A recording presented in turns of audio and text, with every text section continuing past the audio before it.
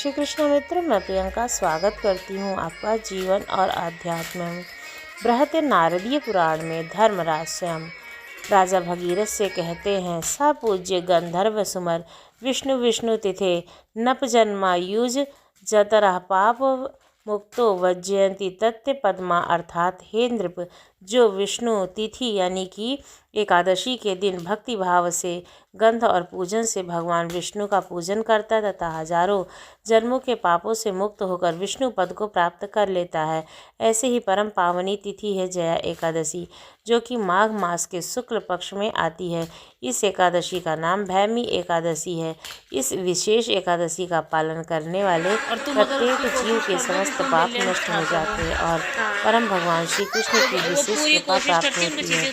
तो चलिए इस पवित्र माघ मास में आने वाली जया एकादशी की पौराणिक कथा का श्रवण करते हैं। एक समय युधिष्ठिर महाराज ने भगवान श्री कृष्ण से पूछा, हे जनार्दन, माघ मास के शुक्ल पक्ष में कौन सी एकादशी आती है? उसके आराध्य देव कौन है और इसका क्या महत्व है? कृपया सविस्तार पूर्वक बताइए।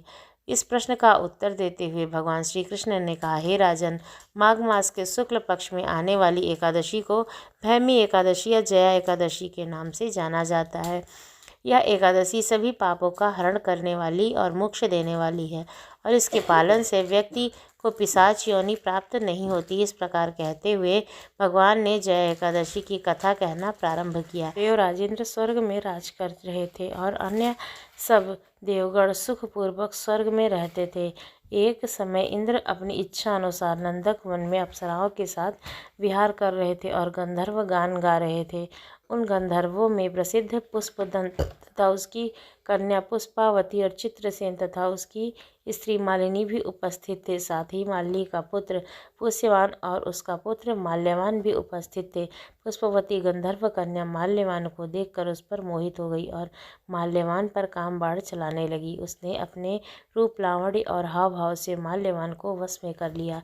हे राजन, वह पुष्पवती अत्यंत सुंदर थी। अंत में इंद्र को प्रसन्न करने के लिए गान करने लगी, परंतु परस्पर मोहित हो जाने के कारण उसका चित्त भ्रमित हो गया था। इसके ठीक प्रकार न गाने तथा स्वर ताल ठीक नहीं होने से इंद्र इनसे प्रेम को समझ गया और इन्होंने इसमें अपना अपमान समझा और उसे श्राप दे दिया। इंद्र ने कहा, हे मूर्खों, तुमने मेरी आज्ञा का उल्लंघन किया है, इसलिए तुम्हारा धिक्कार है। अब तुम दोनों स्त्री पुरुष के रूप में मृत्युलोक में जाकर पिशाच रूप धारण करो और अपने कर्म का फल भोगो। इंद्र का ऐसा श्राप सुनकर वे अत्यंत दुखी हुए और हिमाचल पर्वत पर दुखपूर्वक अपना जीवन व्यतीत करने लगे। उन्हें गंध, रस और स्पर्श आदि का कुछ भी ज्ञान नहीं रहा। वहाँ उनको महान दुख मिला और उन्हें एक क्षण के लिए भी निद्रा नहीं आती थी। उस जगह अत्यंत शीत थी, इससे उनके रोंगटे खड़े रहते और मारे शीत के दांत बजते रहते थे। एक दिन पिशाच ने अपनी स्त्री से कहा कि पिछले जन्म में हमने ऐसे कौन से पाप किए थे जिससे हमको यह दुखदायी पिशाच योनि प्राप्त हुई है। इस पिशाच योनि से तो नरक के दुख सहना ही उत्तम है, अतः हमें अब किसी प्रकार का पाप नहीं करना चाहिए। इस प्रकार विचार करते हुए वे अत्यंत अपने दिन व्यतीत कर रहे थे।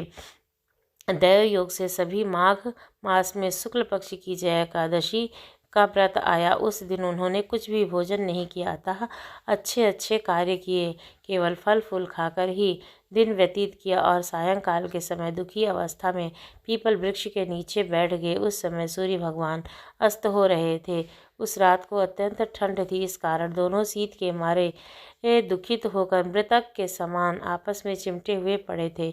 उस रात्रि को उसकी निद्रा भी नहीं आई। जय एकादशी के उपवास और रात्रि जागरण से दूसरे दिन प्रभात होते ही उनको पिशाच योनि से छुटकारा मिल गया।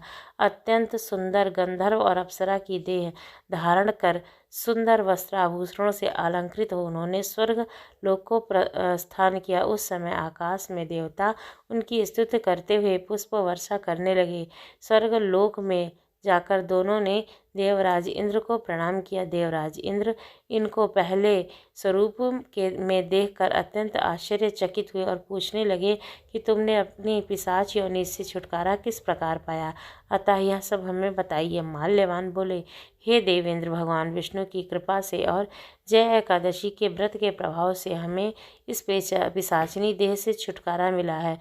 तब इंद्र बोले, हे माल्यवान, भगवान की कृपा और एकादशी का व्रत पालन करने से केवल तुम्हारी पिशाच योनि छूट गई, वहन हम लोगों में भी वंदनीय हो तुम, क्योंकि विष्णु भगवान और शिव के भक्त हम दोनों के लिए वंदनीय हैं, हम सारे लोगों के लिए वंदनीय हैं, अतः आप धन्य हैं। अब आप पुष्पवती के साथ जाकर विहार करो। श्री कृष्ण कहने लगे, हे राजन युधिष्ठिर, इस जय एकादशी के व्रत से बुरी योनि से भी मुक्ति मिल जाती है। जिस मनुष्य ने जय एकादशी का व्रत किया है उसने मानो सभी यज्ञ जप दान आदि कर लिए हों। जो मनुष्य जय एकादशी का व्रत करते हैं वे अवश्य ही हजारों वर्षों तक स्वर्ग में जाकर के वास करते हैं। बोलो भगवान विष्णु की जय।